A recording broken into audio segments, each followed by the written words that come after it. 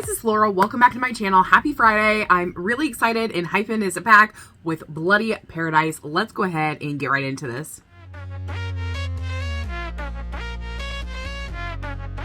Ooh.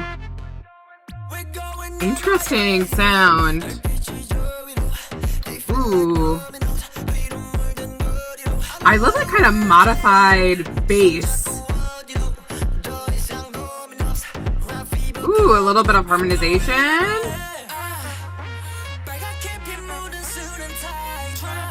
All right, Jay.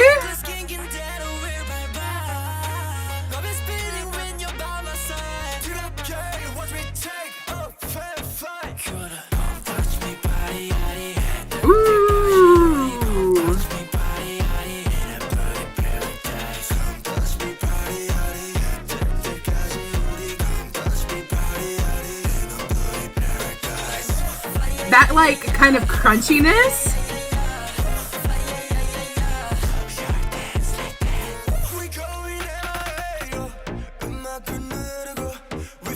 Ooh.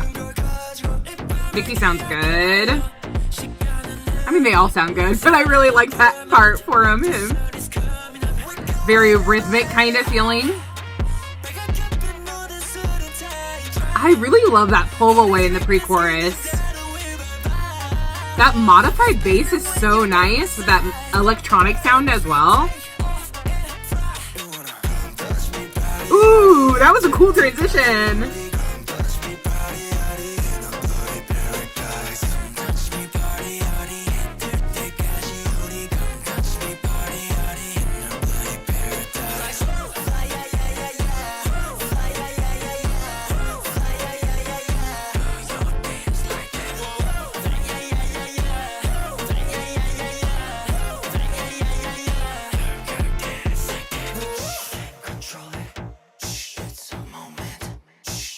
Ooh.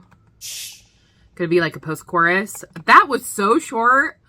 Oh my goodness. Okay, there was so much happening in this. I'm definitely going to have to go listen to it like 5 times. Because there was a lot happening and it was so interesting to listen to. So first I got to talk about that modified bass. It had like this, I don't know how to explain it other than the fact that it just had this crunchy kind of feeling the entire time. There was so much dissonance within this song, and dissonance basically is when you have that kind of, like what I said, this crunchy feeling. It's like when you have it, you want it to resolve and you want it to like go to what it's supposed to, but it like makes you feel like, for me, whenever I hear the dissonance, I'm like, ooh. But it's in a good way in this song. Like, I really, really enjoy that. You just can really feel it. You want it to resolve to the next chord, but it doesn't. And so I really love that. And this was full of that.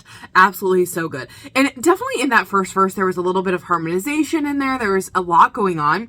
In the pre-chorus, Jay came in blazing. I love that. With this, it had this like a modified electronic sound.